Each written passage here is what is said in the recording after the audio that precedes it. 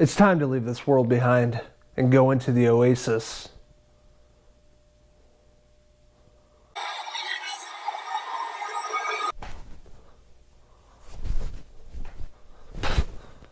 I'm probably the worst avatar in all of the Oasis. I literally lasted 3 seconds.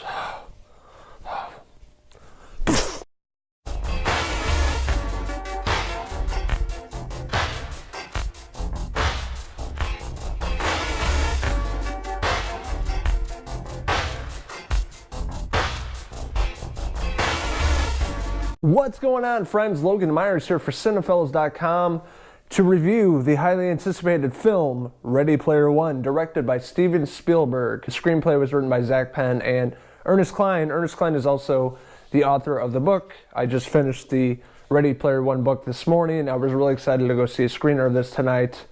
And let's talk about it. Ready Player One takes place in 2045 in Columbus, Ohio, in the Stacks. We're introduced to Wade Watts, played by Sheridan. You may be familiar with his work from the X-Men films.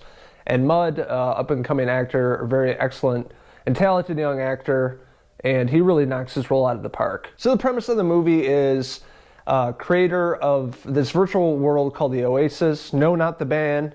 Today is gonna be the day. No, not that band. The Oasis.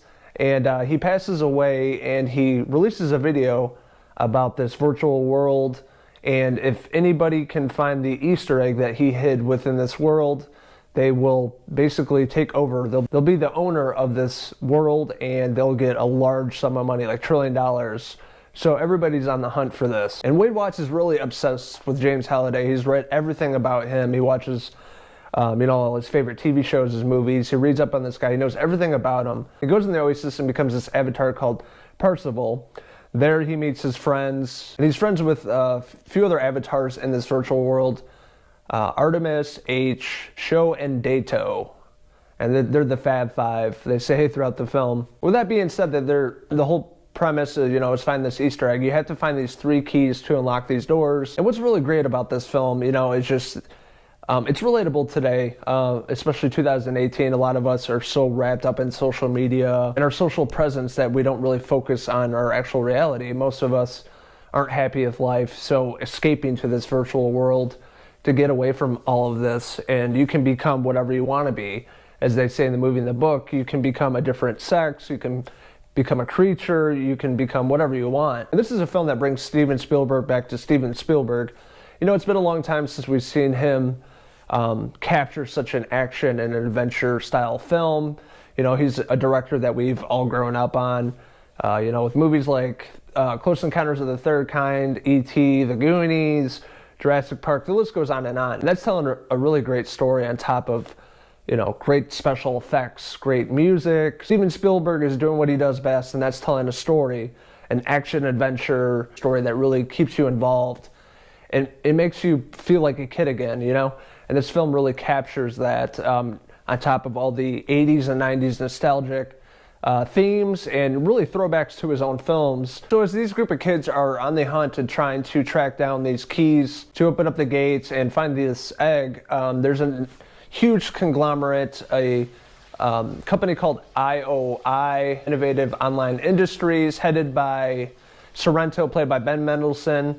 Ben Mendelsohn is really great in this film. He plays such a great villainous douchebag in everything he's in, and he really plays this role very well. As we find out in the story, he actually worked as an intern for James Halliday, and ever since then he's wanted to take over this virtual world. And throughout the film, it's IOI trying to one-up these kids to basically take over, find the Easter egg and take over the Oasis once and for all. With big companies like this is all they care about is money. They don't care about people, and they just want that control. And I'm not a huge fan of CGI and the visual effects, but this movie is top-notch. It took 2 years to make this film, and if you see this movie, you can see why, because there's so much going on in this virtual world. You can't half-ass it.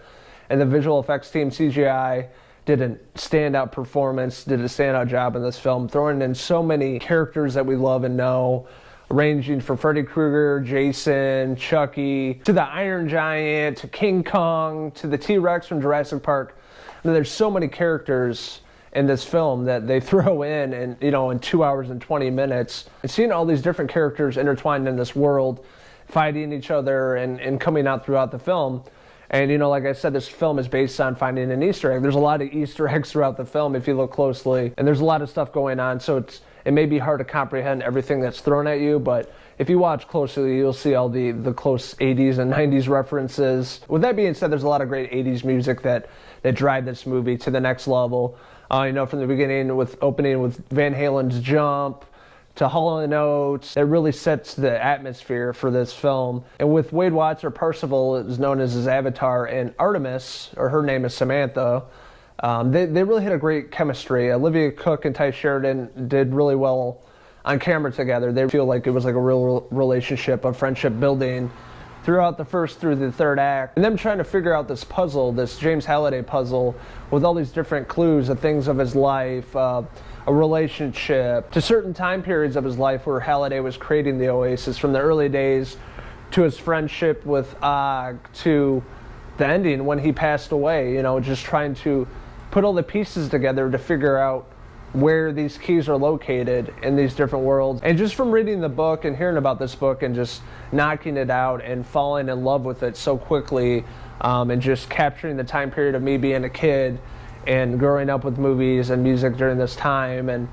Back to the Future with the DeLorean and things like that. Percival actually drives the DeLorean in this film, which is very cool. And in so many ways, this film really grabs you by the heartstrings and never lets you go. Ernest Cline, being the author of the book, he paid homage to Steven Spielberg, and I don't think there's a better director out there that could have pulled this movie off. Like most movies and that are adapted from novels, you can't get it perfect from the book because it'd be 6 hours long. So there are some differences from the book to the movie, including some parts of the ending. And with a story like this, with people living in the stacks in Columbus, Ohio, where it's trailers on top of trailers, and people are miserable, they're poor, there's poverty, and they're trying to escape from their own realities to go into the virtual world, to become whatever they want to be happy, to have friendship, to be around people they care about. Today it seems like it's hard to be with your friends, if you live long distances or if you're working all the time. This movie, it shows that you can be in this world around anybody you want to be, and you can change your looks, you can change your personality. This movie really focuses on elements like that we're coming across today. I was so excited to see Ready Player One. It's a movie I was highly anticipating since seeing the trailers when that was released and reading the book and finally seeing it on the big screen. I was in no way disappointed with this film. I loved it from start to finish. I really had no complaints about this movie, honestly. I wish it was longer. It's 2 hours and 20 minutes. There's a lot going on in this film.